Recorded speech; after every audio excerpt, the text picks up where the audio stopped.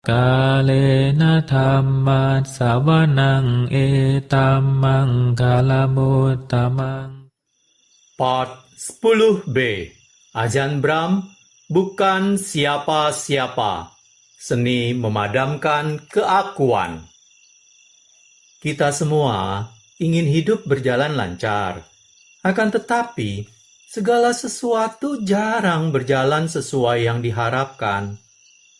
Entah sekedar tabrakan di jalan ataupun krisis betulan, kita hidup dalam sebuah dunia yang berisi peristiwa-peristiwa tak diinginkan yang tak bisa dicegah dengan kekuatan tekad apapun. Dalam buku Bukan Siapa-Siapa, Ajahn Brahm membantu kita belajar menanggalkan terpaan angin pengharapan semu dan alih-alih mengikuti jalan Buddha mengenai pemahaman. Melepas kelekatan kita terhadap masa lalu dan masa depan, terhadap diri dan yang lain. Kita bisa secara langsung mengalami keadaan alami ketentraman yang mendasari semua batin kita dan menemukan kebahagiaan momen kini. Dalam kelapangan itu, kita belajar apa artinya lenyap. Ajahn Brahm, pemandu tiada tara bagi kebahagiaan meditasi, menjadikan perjalanan jadi menyenangkan sekaligus berharga. Judul buku Bukan Siapa-Siapa, Seni Memadamkan Keakuan. Judul asal The Art of Disappearing, The Buddha's Path to Lasting Joy. Penulis Ajahn Brahm. Penerjemah Tasvan Santa Citta. Penyunting Handaka Wijayananda. Penata Andreas Dipaloka. Penerbit Awareness Publication. Hak Cipta. Naskah Copyright 2011 Ajahn Brahm. Terjemahan Copyright 2013 Awareness Publication. Cetakan pertama Februari 2013. Pada video part 10b ini, saya akan menyelesaikan membacakan bab 10, jadikan ini yang terakhir kalinya, dan saya akan mulai dari belajar cara mati. Kisah terakhir dalam buku saya, si cacing dan kotoran kesayangannya, adalah mengenai seekor cacing yang begitu melekat pada segunduk kotoran tempat ia tinggal, sehingga ia tak rela melepasnya, sekalipun ia dijanjikan tempat di surga. Kadang saya merasa bahwa aktivitas utama saya sebagai guru adalah menarik-narik keluar orang banyak dari gundukan kotoran mereka sendiri. Saya benar-benar berusaha sangat keras untuk melayani orang lain. Menulis buku, memberikan ceramah, dan wawancara. Namun, sering orang lebih suka tinggal dalam kotoran. Anda menarik mereka keluar sedikit, lalu mereka memutuskan untuk merayap masuk kembali. Ada keindahan dan ketentraman besar dalam kehidupan membiara. Namun, karena mereka belum memahami duka, kebanyakan orang tidak menyadari hal ini. Kebahagiaan sejati ditemukan dalam kebebasan kehidupan membiara. Memiliki sedikit kepemilikan dan tidak menjalin hubungan. Tidak terbebani dan tidak terikat. Sebagian besar orang pikir itu adalah duka. Namun, para Arya mengatakan bahwa terlibat dalam dunia, harus pergi bekerja, mencemasi cicilan, itulah duka sejati. Orang cemas, apakah dia mencintaiku? Apakah dia peduli padaku? Apakah dia akan menikahiku? Dan mereka anggap itu sebagai kebahagiaan. Saya sudah pernah ada dalam situasi itu dan melakukannya. Dan saya tahu itu adalah banyak dan banyak duka. Namun orang pikir mereka perlu mengalaminya sendiri. Jadi mereka menaruh tangan mereka ke dalam api dan tentu saja terbakar. Barulah mereka menyadari bahwa saya benar, bahwa Buddha itu benar. Namun sudah terlambat, karena kini mereka terjerat dalam dunia. Maka jadilah bijak dan arahkan hidup Anda di jalur yang benar. Jangan hanya mengikuti apa yang orang lain lakukan. Pahamilah sendiri apakah jalan sejati menuju keterbebasan dan kebahagiaan itu. Lalu ikutilah. Keputusan yang Anda buat akan mempengaruhi Anda. Tidak hanya hari ini, namun dalam 10, 20, atau 30 tahun. Tanyai diri Anda, apakah Anda siap menghadapi ketuaan, kesakitan, dan kematian? Persiapan ini tidak ada hubungannya dengan sumber daya materi Anda, seperti menemukan panti ureda yang baik. Dan segalanya berhubungan dengan sumber daya spiritual Anda. Apakah Anda mampu melepas kesehatan Anda dan menyadari bahwa itu bukanlah kesehatan milik Anda? Bahwa sudah lumrahnya tubuh untuk jadi sakit dan lemah? Anda perlu belajar cara mati. Bagaimana mati terhadap dunia? Mati terhadap kepemilikan Anda. Mati terhadap seluruh pengharapan Anda akan kebahagiaan materi. Yaitu, Anda perlu belajar cara melepas segalanya. Jika Anda belajar bagaimana cara untuk mati sejak awal dalam hidup, Anda berada di jalur yang benar.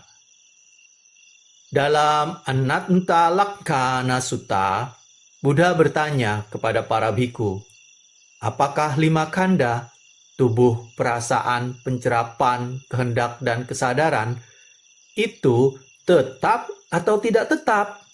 Samyutta Nikaya 22.259. Para bhikkhu menjawab bahwa itu tidak tetap. Buddha kemudian bertanya, apakah sesuatu yang tidak tetap itu suka atau duka? Mereka menjawab bahwa itu duka. Ia bertanya, apakah pantas untuk menganggap sesuatu yang duka sebagai aku, milikku, atau suatu diri? Lalu para bhikkhu menjawab bahwa itu tidak pantas. Ketika Anda memahami bahwa khandha itu duka, Anda menyadari bahwa 1 set khandha saja sudah terlampau duka, tanpa harus memiliki kecemasan sebanyak saat memiliki 1 keluarga. Disitulah ada dorongan besar untuk menjalani kehidupan membiara. Saat Anda memahami ketuaan, kesakitan, dan kematian, Anda memahami bahwa Anda punya masalah yang perlu dipecahkan. Kesulitannya adalah kebanyakan orang tidak mengambil tindakan sampai masalah itu muncul tepat di hadapan mereka. Hanya saat mereka sudah tua, barulah mereka mencoba melakukan sesuatu terhadap usia tua. Hanya saat mereka sakit betulan, barulah mereka mencemasi kesakitan itu.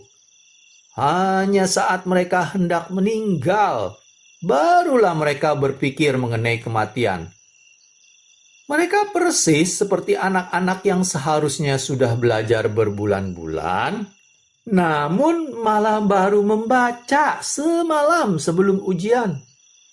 Sama pula dengan ujian besar ketuaan, kesakitan, dan kematian. Kerjakan PR Anda sekarang, selagi Anda masih muda, sehat, dan sepenuhnya hidup. Merenungi nafsu indrawi. Anda bisa bersiap menghadapi ujian-ujian itu dengan meninggalkan kecemasan akan tubuh, baik tubuh Anda sendiri maupun tubuh orang lain. Ketika Anda melihat orang yang benar-benar menarik, Anda hanya melihat makhluk lain dalam sangsara yang sama rentannya terhadap ketuaan, kesakitan, dan kematian seperti Anda. Ketika saya melihat seorang perempuan, saya melihat ia tak ada bedanya dengan bagaimana saya melihat rekan biku. Ia hanya makhluk yang berada dalam tubuh perempuan, bukanlah objek hasrat. Sungguh menakjubkan bila Anda bisa melihat semua orang seperti itu. Itu artinya Anda terbebas. Beberapa keinginan kita membuat kita begitu demam hingga kita tak bisa berhenti berpikir, berhayal, dan menghabiskan begitu banyak waktu. Masih saja, orang menikmati perasaan itu. Ini seperti kiasan orang kusta yang membakar lukanya yang gatal di atas api. Karena itu membuatnya sedikit lebih enak. Majjhima Nikaya 75.217. Ia sesungguhnya membakar dirinya. Namun karena sifat dari penyakitnya, ia mencerapnya sebagai sesuatu yang nikmat. Itu sama seperti kenikmatan indrawi. Jika kita memahami sifat sebenarnya, kita akan melepasnya. Ajahn Sumedho pernah menceritakan kisah mengenai pasangan yang tinggal di dekat Wihara Chitras di Inggris. Mereka seharusnya memiliki pernikahan yang sempurna. Mereka jatuh cinta ketika mereka masih muda dan hampir tak pernah bertengkar. Kemudian sang istri terkena penyakit radang sendi parah dan akhirnya mengalami rasa sakit terus-menerus. Namun, saat ia ingin melepas tubuhnya dan meninggal, suaminya tak mau melepasnya. Ia mengatakan bahwa ia tak tahan hidup tanpa istrinya. Jadi, salah satu pasangan harus menderita karena pasangannya tak mau melepasnya. Kebahagiaan sebelumnya dari hubungan itu seperti hutang yang kini harus dibayar. Sesungguhnya, Buddha mengatakan bahwa memiliki nafsu indrawi itu bagaikan mengambil pinjaman.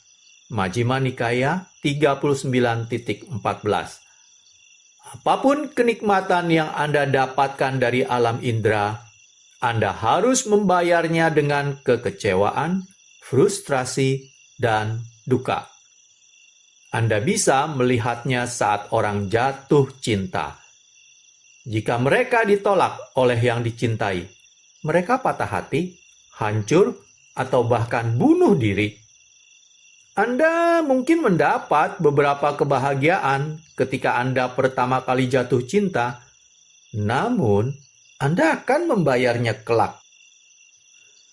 Seraya Anda terus merenungi, aku pasti tercerai dan terpisah dari segala yang menyenangkan dan tersayang bagiku. Anda berangsur-angsur kehilangan minat terhadap kenikmatan indrawi maupun tubuh. Saat Anda menyelidiki mereka dengan saksama, Anda menyadari bahwa tidaklah masuk akal untuk memburu kebahagiaan dalam hal-hal ini. Anda kemudian bisa mencurahkan daya Anda untuk terbebas dari tubuh dan memastikan Anda tidak memperoleh tubuh lainnya lagi pada masa depan. Anda memahami bahwa kelekatan pada tubuh adalah salah satu hal paling penting untuk dipahami dan dilepas. Merenungi tubuh. Untuk mengatasi kelekatan pada tubuh, kita melakukan praktek seperti perenungan 31 bagian tubuh. Di Thailand, Anda bahkan boleh pergi melihat otopsi. Dari semua otopsi yang pernah saya lihat, dan saya sudah melihat beberapa otopsi yang menjijikan, yang paling mengguncang saya adalah otopsi seorang pemuda yang seumuran dengan saya. Karena ia seumur saya bisa mengidentifikasi diri dengan tubuhnya. Seiring berjalannya otopsi, saya melihat sifat menjijikan tubuh itu dan saya tahu bahwa tubuh saya pasti sama. Ini makin mempertegas pesannya, melekati tubuh itu tidak ada harganya. Tak kala Anda melihat hal semacam ini, Anda menyadari bahwa sifat tubuh adalah untuk menua, sakit, dan mati. Ketika pemahaman itu menembus secara mendalam, Anda telah memperoleh wawasan cerah terhadap sebagian duka terbesar keberadaan manusia. Sesungguhnya adalah perenungan akan ketuaan, kesakitan, dan kematianlah yang membuat Buddha menjadi seorang biku dan berangkat mencari keterbebasan dari hal-hal ini. Majjhima Nikaya 26.213. Ia menyadari bahwa ketuaan, kesakitan, dan kematian pada dasarnya adalah wujud siksaan, dan itu memberinya motivasi untuk menemukan sebuah jalan keluar. Tak kala Anda merenungi tubuh Anda seperti ini, itu memberi Anda perasaan jijik terhadapnya, dan kelekatan pada tubuh, kecemasan, keterlibatan, dan ketergilaan lenyap. Saat ketergilaan terhadap tubuh Anda sendiri lenyap, ketergilaan terhadap tubuh orang lain pun lenyap. Anda melihat seorang gadis cantik, dan yang Anda saksikan hanyalah tubuh dengan jantung, paru-paru, dan organ tubuh yang sama dengan yang Anda miliki. Anda memperoleh pengendalian indera yang alamiah, dan nafsu tidak muncul. Perenungan jenis ini juga bisa digunakan untuk menangkal niat buruk. Anda lebih tidak mungkin marah dan kecewa terhadap orang yang terkena kanker. Anda memiliki simpati alami bagi seseorang yang dalam duka dan kesakitan serta menjelang ajal. Anda bisa meluaskan perasaan itu kepada siapapun, karena kita semua menjelang ajal. Tak peduli apa yang orang katakan atau perbuat kepada Anda, cukup ingatkan diri Anda bahwa mereka sedang menjelang ajal. Saat Anda melihat orang seperti ini, rintangan berupa niat buruk tidak akan muncul. Karena nafsu dan niat buruk tidak muncul, dan Anda tidak peduli terhadap tubuh, Anda bisa duduk dengan tentram, menutup mata Anda, dan memasuki alam batin. Keterbebasan dari tubuh. Jadi, alasan Anda melakukan perenungan tubuh adalah untuk memahami sifat sejati tubuh, untuk mendapat nibbida terhadapnya, dan memungkinkan Anda untuk meninggalkannya. Anda berpikir, baguslah ketika tangan lenyap. Sudah waktunya saat kaki Anda lenyap. Betapa leganya saat seluruh punggung lenyap. Hore! Kala napas memudar. Seluruh tubuh lenyap begitu saja. Akhirnya Anda terbebas darinya. Dan karena Anda telah melepas tubuh Anda mendapatkan pratinjau mengenai cara yang tepat untuk mati. Inilah salah satu ajaran agung yang kita dapat dari meditasi mendalam. Jika Anda tak bisa melepas tubuh saat Anda sehat, Bagaimana Anda bisa melakukannya saat Anda sakit dan kesakitan? Bahkan sekarang, kalau Anda mengalami nyeri dan derita dalam tubuh, apakah mudah untuk bermeditasi? Apakah mudah untuk mengamati napas?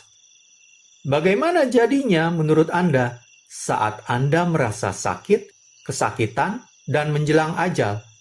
Kalau Anda lemah dan tak punya banyak energi tersisa, pada saat itu akan jauh lebih sulit.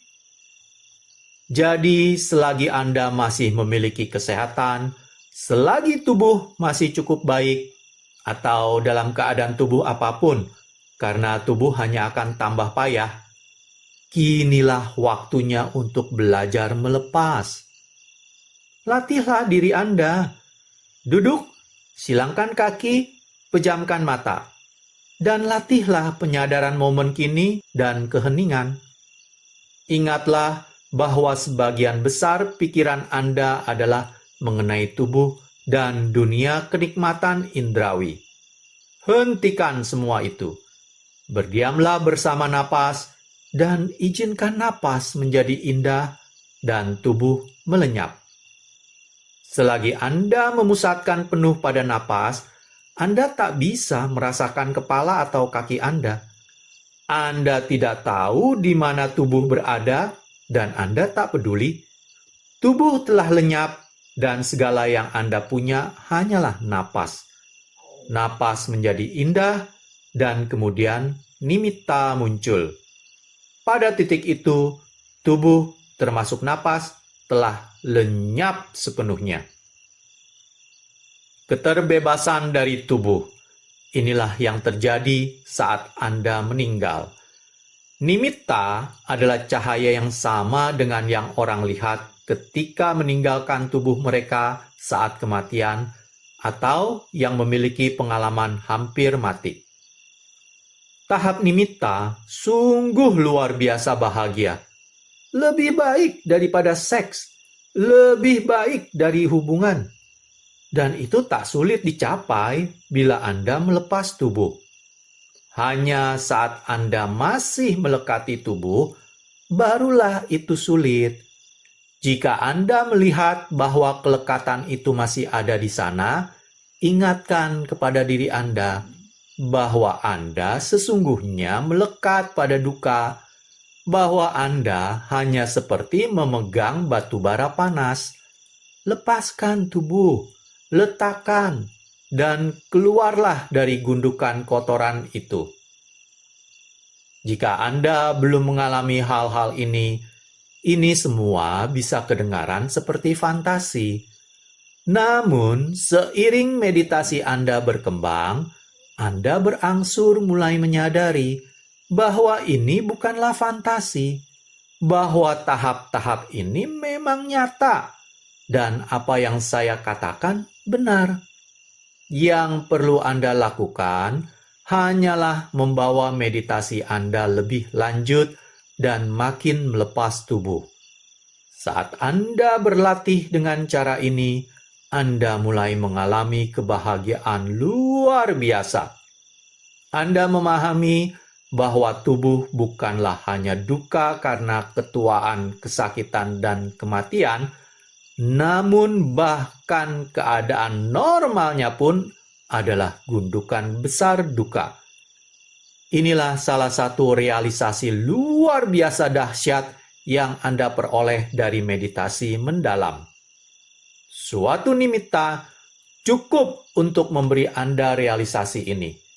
Namun jika Anda masuk ke dalam jhana, hal itu jernih tak bisa keliru lagi. Karena kita telah begitu terbiasa terhadap rasa sakit setiap saat, kita biasanya tak mengenali derita tubuh. Ajahn Chah memberikan kiasan hebat mengenai seseorang yang lahir dengan tali yang mengalungi lehernya dan dua siluman menarik tali itu dari kedua sisi. Ajahn Chah sebenarnya tak pernah bilang siluman ini apa sebenarnya. Namun saya pikir mereka adalah nafsu dan niat buruk, atau kehendak dan kelekatan pada tubuh. Para siluman terus menarik tali itu dengan kencang. Namun karena tali itu selalu ketat, Anda tak pernah bisa bernapas dengan benar. Maka Anda tak menyadari apa yang sedang terjadi. Anda pikir ini biasa, bahwa inilah hidup. Kemudian suatu hari Anda mengalami meditasi yang bagus, Anda masuk ke tahap napas yang indah, dan tali itu mengendur. Anda bisa bernapas dan Anda berpikir, "Wow, begitu tentram, begitu enak." Kemudian Anda sampai pada tahap nimitta dan talinya nyaris mengendur penuh. Wow, ini sungguh menakjubkan. Anda menyadari kebenaran agung ajaran Buddha, sesuatu yang Buddha pun sadari. Alasan mengapa Anda bahagia adalah karena segunduk besar duka telah lenyap. Siluman-siluman telah melepas talinya, dan Anda bisa bernapas lagi. Sungguh menakjubkan bila Anda mengalami hal ini sendiri. Karena itu memberi Anda wawasan langsung terhadap apa yang ingin kita capai. Karena sifat menyakitkan tubuh, kita berlatih untuk melepas diri darinya dan melampauinya dengan memasuki alam batin. Bila Anda melakukan ini secara penuh dan tak goyah lagi, Anda menjadi seorang yang tak kembali, dan Anda tak akan pernah terlahir ulang di alam tubuh fisik. Namun, jika Anda tak bermeditasi, siapa yang tahu di mana Anda akan lahir lagi nanti? Pintu menuju tanpa kematian terbuka. Anda pun bisa mengalami sukacita keterbebasan. Kemudian, Anda akan memahami ajaran Buddha dan menjadi mandiri. Anda tak akan memerlukan orang lain, dan Anda tak akan peduli apa yang mereka katakan atau perbuat. Anda akan duduk dalam kesunyian, mengalami sukacita besar, dan menjadi terbebas. Tidakkah Anda menginginkan itu? Itu tersedia, dan Anda bisa melakukannya. Jika Anda belum melakukannya, itu hanyalah masalah waktu. Pintu menuju tanpa kematian terbuka. Terserah Anda untuk melewati pintu itu, dan Anda tak akan pernah menjadi tua, sakit, atau mati lagi. Jadikan ini yang terakhir kalinya. Demikianlah, selesai sudah saya membacakan bagian 10. Jadikan ini yang terakhir kalinya. Pada video part selanjutnya, saya akan mulai membacakan bab 11, Mendaki Piramida Samadhi. Terima kasih. Kalena dhamma savanang etammang kalamutamang